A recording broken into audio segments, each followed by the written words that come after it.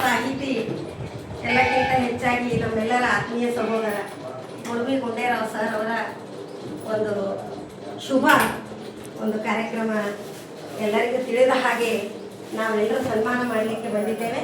ಕಲಬುರಗಿ ಜಿಲ್ಲಾ ಸಾಹಿತ್ಯ ಸಮ್ಮೇಳನ ಜರುಗ್ತಾ ಇದೆ, 22ನೇದು. ಅದರ ಸರ್ವಾಧ್ಯಕ್ಷರಾಗಿ ಅವರು ಆಯ್ಕೆಗೊಂಡಿರೋದು ನಮ್ಮೆಲ್ಲರಿಗೂ ಕೂಡ ತುಂಬ ಸಂತೋಷ, ಹರ್ಷದಾಯಕ ಸಂಗತಿಯಾಗಿದೆ.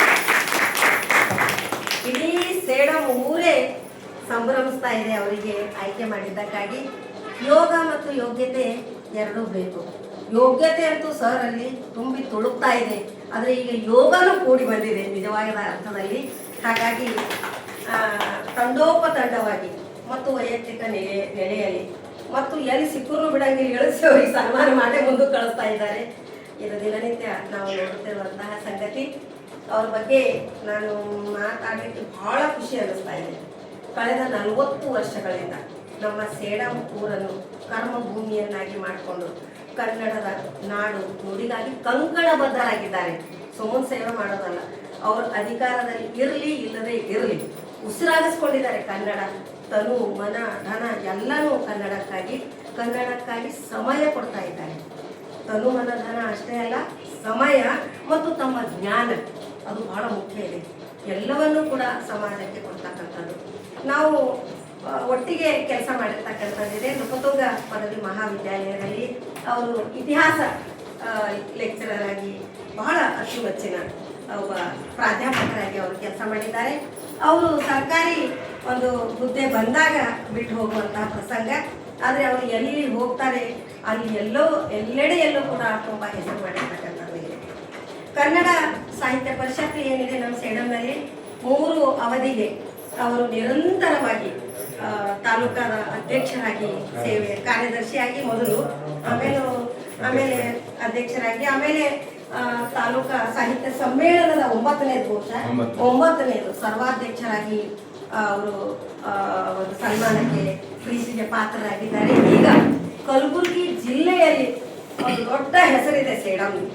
ಮಾನ್ಯ ಕೆಟ್ಟ ಅಂತ ನಮಗೆಲ್ಲ ಗೊತ್ತಿದೆ. ಪ್ರಥಮ ಗ್ರಂಥ ಕೊಟ್ಟಿರ್ತಕ್ಕಂಥದ್ದು, ಈ ನಾಡಿಗೆ ಪ್ರಥಮ ಕವಿರಾಜ ಮಾರ್ಗ ಕೊಟ್ಟಿರ್ತಕ್ಕಂಥದ್ದು. ಓದು ಬರ ಇಲ್ಲದೇ ಇದ್ರೂ ಕೂಡ ಒಂದು ಸಾಹಿತ್ಯ ರಚನೆ ಮಾಡುವಂತಹ ಸಾಮರ್ಥ್ಯ ಈ ಭಾಗದ ಜನರಲ್ಲಿದೆ.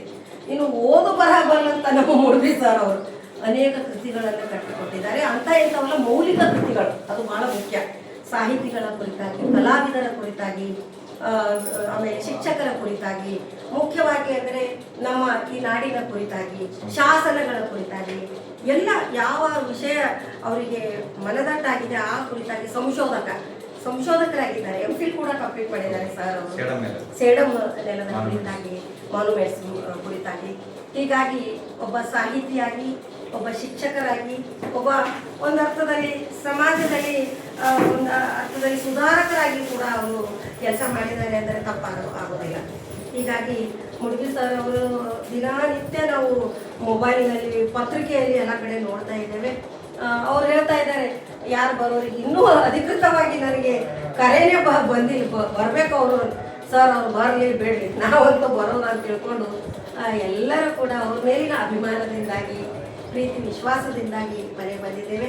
ನಮ್ಮ ಅವರು ಸತಿಪತಿಗಳು ಒಂದಾದ ಭಕ್ತಿ ಹಿತವಾಗಿ ಪುರುಷವಾಗಿ ಅದು ಸಣ್ಣ ಗುಡಿಯ ಇದೆ. ಇದು ನಮಗೆ ವಿದ್ಯಾನಗರದಲ್ಲೇ ಭಾಳ ವರ್ಷ ಇದ್ರು. ಅವರು ಭಾಳ ಸಲ ಅವ್ರ ಮನೆಗೆ ಹೋಗ್ತಾ ಇದ್ರು. ಯಾಕೆ ಹೋಗ್ತಾ ಇದ್ದೇವೆ ಅಂದರೆ ವಿಜಯ ಕರ್ನಾಟಕದ ವರದಿಗಾರರಾಗಿ ಸರ್ ಪ್ರಧಾನ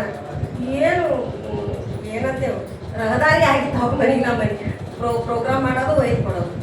ಅವರು ನಮ್ಮ ಮಹಿಳೆಯರ ಮೇಲೆ ನಿಜವಾಗಿ ಬಹಳ ಒಂದು ಕರ್ತವ್ಯ, ಬಹಳ ಗೌರವ, ಮಕ್ಕಳ ಬಗ್ಗೆ ಪ್ರೀತಿ ವಿಶ್ವಾಸ. ಅವರು ನಮ್ಮ ಕಾರ್ಯಕ್ರಮಗಳಿಗೆ ಕರೆದಾಗೆಲ್ಲ ಸರ್ ಅವರು ಬಂದು ಮಾರ್ಗದರ್ಶನ ಮಾಡಿದ್ದಾರೆ. ಅದರಲ್ಲೂ ನಮ್ಮ ಅಖಿಲ ಭಾರತ ಶರಣ ಸಾಹಿತ್ಯ ಪರಿಷತ್ತು ಏನಿದೆ ತಾಲೂಕಾದ 19 ವರ್ಷಗಳಿಂದ ನಾನು ಅಧ್ಯಕ್ಷೆಯಾಗಿ ಕೆಲಸ ಮಾಡುವಾಗ ಸರ್ ಸಹಕಾರ ತುಂಬ ನನ್ನ ಮೇಲೆ ಇದೆ ಅಂತ ನಾನು ಈ ಸಂದರ್ಭದಲ್ಲಿ ಮುಕ್ತ ಕಂಠದಿಂದ ಹೇಳಲಿಕ್ಕೆ ಇಷ್ಟಪಡ್ತೇನೆ. ನಿಜವಾಗಿಯೂ ಕೂಡ ನಾನು ಸೇಡಂಗೆ ಮಾತ್ರ ಸೀಮಿತ ಆಗಿದ್ದೆ. ಸರ್ ಅವರು ಮೊಳಕೆಡ್ ಥರ ಕರ್ಕೊಂಡವರು, ಮೇಡಮ್ ಇಲ್ಲೇ ಮಾಡೋದು ಬೇಡ್ರಿ, ಮೊಳಕೆಡ್ನಾಗ ಒಂದು ಹಾಸ್ಟೆಲ್ ಇದೆ, ಬೇರೆ ಬೇರೆ ವಿದ್ಯಾರ್ಥಿಗಳು ಸ್ಕೂಲ್ಗಳಿವೆ, ಸುಂಕ ಡಾಕ್ಟರ್ ಕರ್ಕೊಂಡು ಹೋಗಿ ಒಂದು ದೊಡ್ಡ ಕಾರ್ಯಕ್ರಮ ಮಾಡಿಸಿದ್ರು ಸರ್ ಅವರು. ಅಂದರೆ ಎಲ್ಲೆಲ್ಲಿ ಪ್ರತಿಭೆಗಳಿವೆ ಅದನ್ನು ಗುರುತಿಸುವಂಥದ್ದು ಮತ್ತು ಮಕ್ಕಳಿಗೆ ಹೆಲ್ಪ್ ಆಗಬೇಕು. ಯಾವುದೇ ನಾಳಿನ ನಾಗರಿಕರವರು ಹೀಗಾಗಿ ವಿದ್ಯಾರ್ಥಿಗಳ ಒಂದು ವರ್ತುಳದಲ್ಲಿ ಇರುವಂತಹ ಸರ್ ಅವರು ಯಾವತ್ತೂ ಕೂಡ ಅವರ ಏನು ನಿರ್ಮಾಣ ಅಂತೇಳಿ ಚಾರಿತ್ರ್ಯ ನಿರ್ಮಾಣ, ವ್ಯಕ್ತಿತ್ವ ನಿರ್ಮಾಣ, ಅದಕ್ಕಾಗಿ ಹಗಲು ರಾತ್ರಿ ಶ್ರಮಿಸ್ತಾ ಇರ್ತಾರೆ. ಅದಕ್ಕೆಲ್ಲ ಸಪೋರ್ಟ್ ಮಾಡೋರು ಯಾರು ಅಂದರೆ ಅವರ ಧರ್ಮ ಭಕ್ತಿ, ಸತಿಪತಿಗಳು ಒಂದಾದ ಭಕ್ತಿ ಹಿತವಾಗಿ ಎಲ್ಲ ರೀತಿ ಸರ್ ಮನೆದು ಚಿಂತನೆ ಬಿಟ್ಬಿಟ್ಟಾರೆ. ಅವರು ಎಲ್ಲ ಬಂದವರು ಓದೋರು ಗಳಿಗೆ ಒಳಗೆ ಎಲ್ಲ ಮುಗಿಸ್ಬಿಡ್ತಾರೆ. ಅವರು ಸಾಹಿತ್ಯ ಏನಿದೆ ನೋಡ್ರಿ, ಪುಸ್ತಕಗಳ ರಾಶಿ ರಾಶಿ ಇದೆ ಸರ್. ನಿಮ್ಮ ಮನೆಗೆ ಬರಬೇಕಾಗಿದೆ, ಯಾಕೆಂದರೆ ಪುಸ್ತಕ ಪ್ರಾಧಿಕಾರದ ಒಂದು ಸಂಚಾಲಕಿ ಅಂತ ಮಾಡಿದ್ದಾರೆ ನನಗೆ ಕರ್ನಾಟಕ ಸರ್ಕಾರದವರು ಕಲಬುರಗಿದು. ಮನೆ ಯಾರೇ ಮನೆಯಲ್ಲಿ ಗ್ರಂಥಾಲಯಗಳಿವೆ, ಮನೆಗೊಂದು ಗ್ರಂಥಾಲಯ ಕಾರ್ಯಕ್ರಮ.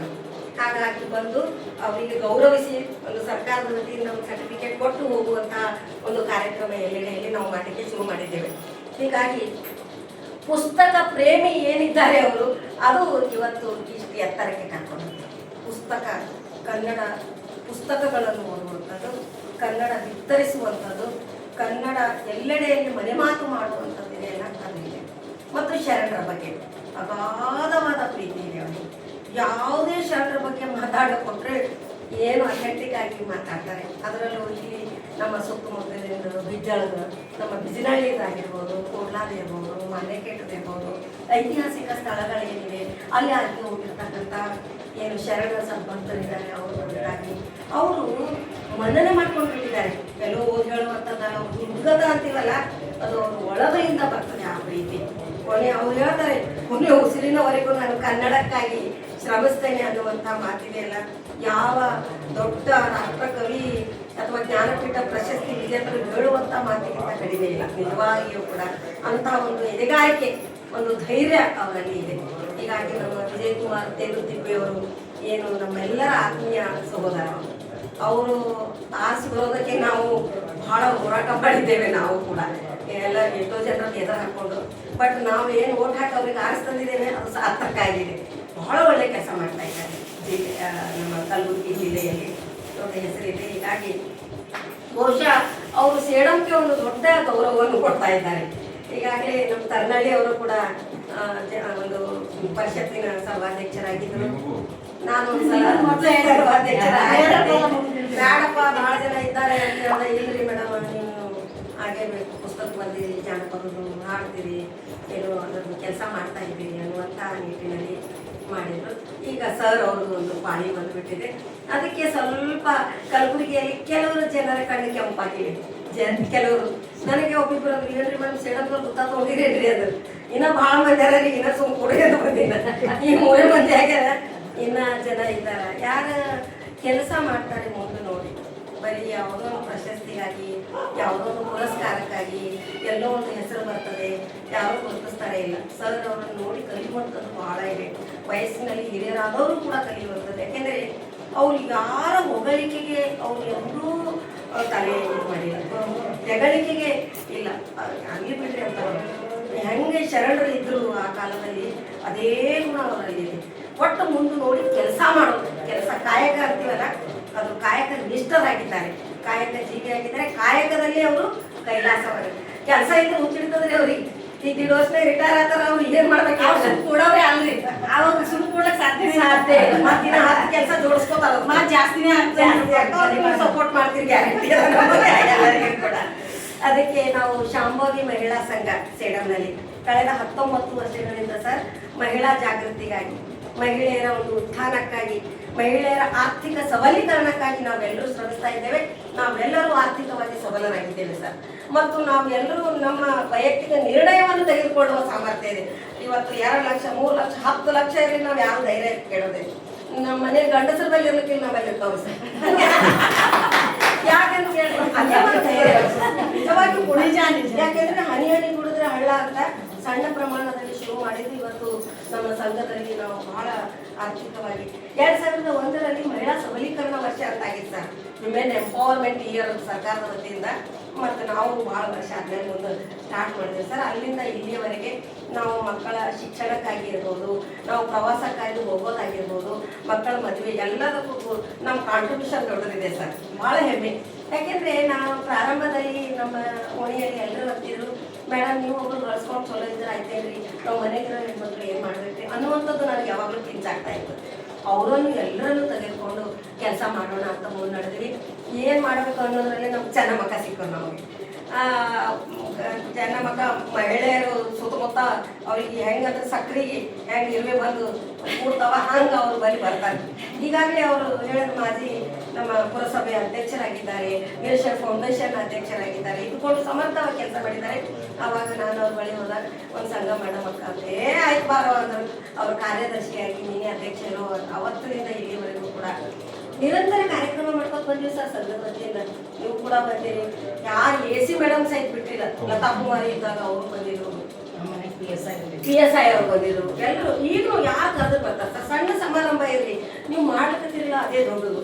ಹೀಗೆ ಎಲ್ಲರೂ ಕೂಡ ಊರಲ್ಲಿ ನಿಮ್ಮ ಎಲ್ಲರೂ ಸಪೋರ್ಟ್ ಮಾಡಿರೋದ್ರಿಂದ ನಾವೆಲ್ಲ ಚಿರಋಣಿ ಆಗಿದ್ದೇವೆ ಸರ್.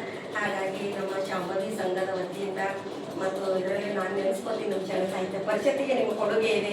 ಇವೆರಡು ಸಂಘಗಳ ವತಿಯಿಂದ ತಮ್ಮಿಬ್ಬರು ದಂಪತಿಗಳಿಗೆ ನಾವು ಗೌರವಿಸೋದಕ್ಕೆ ಮಾಡಿದ್ದೇವೆ. ಚೆನ್ನಮಕ್ಕ ಕಾರ್ಯದರ್ಶಿ ಅವರು ಮತ್ತು ಎಲ್ಲ ಸದಸ್ಯರು ಸರ್. ನಮ್ಮ ಮನೋಹರ್ ದತ್ತ ಅವರ ಧರ್ಮ ಪತ್ನಿ ಇದ್ದಾರೆ, ವಸಂತ ದತ್ತ ಎಲ್ಲರೂ ಪರಿಚಯ ಅವ್ರು ಹಿಡಿತಾರೆ ಸರ್. ಇವರು ನಮ್ಮ ಸುಮಾ ಐನಾಪುರ್ ಶ್ರೀಧರ್ ಅವರು ಮನೆಯವ್ರಿ ಸರ್. ಆಮೇಲೆ ನಮ್ಮ ವಿಜಯಲಕ್ಷ್ಮಿ ಕೆರಳಿ ಸಂಗಮ್ ಟೆಂಟ್ ಹೌಸ್ ಅವರು ನಮ್ಮ ಬಸವಪ್ರಭು ಅದು ವಿದ್ಯಾನಗರದಾಗಿದ್ದಾಗ ಅಷ್ಟೇ ಚೂಟಿ ಚಕ ನೋಡಿದ್ರಿ ಎಲ್ಲರಿಗೂ ಮಾಡಿ ತಿನ್ಸ್ಬಿಟ್ಟು ಪಟ ತಿಂದ್ಬಿಟ್ಟು ಈಗ ಇದು ಬೇಕು ಚಾಕಚಕ್ಯತೆ. ಹೆಣ್ಮಕ್ಳು ಯಾವ ಮನೆ ಹೆಣ್ಣು ಮಕ್ಕಳು ಸೋಮಾರಿ ಆಗಿರ್ತಾಳೆ ಆ ಮನೆ ಉದ್ಧಾರ ಆಗೋದು ನಿಜವಾಗಿಯೂ ಕೂಡ. ನಾನು ವಚನ ಬರೆಯುವಾಗ ಒಂದು ವಚನ ಕುಟುಂಬದ ಬಗ್ಗೆ ಬರ್ತೀನಿ ಸರ್. ಒಂದು ಏನಂದ್ರೆ, ಚಟಗಾರ ಗಂಡ ಸೋಮಾರಿ ಹೆಂಡತಿ, ಮಾತು ಕೇಳದ ಮಗ ಎದುರಾಡುವ ಸೊಸೆ, ಮಮತೆ ತೋರದ ಮಗಳು ಸದಾ ಕಾಡುವ ಅಳಿಯನಿದ್ದರೆ ಮನೆ ಮೂರಾ ಬಟ್ಟೆ ನೋಡ ಶಿವಪ್ರಿಯ ಶ್ರೀ ಕೊತ್ತಲ ಬಸವೇಶ್ವರ. ಮನ್ಯಾಗ ಎಲ್ಲ ಸಾಧ್ಯ ಹೌದಿಲ್ಲ. ಗಂಡ ಹೆಂಡತಿ ಮಗ ಮಗಳು ಹಳೆಯ ಯಾವಾಗರೆ ಬಂದಿದ್ರು ಅವ್ರು ಚಲೋ ಬರತ್ಲೆ ಕಾಡವಿತ್ತಂದ್ರೆ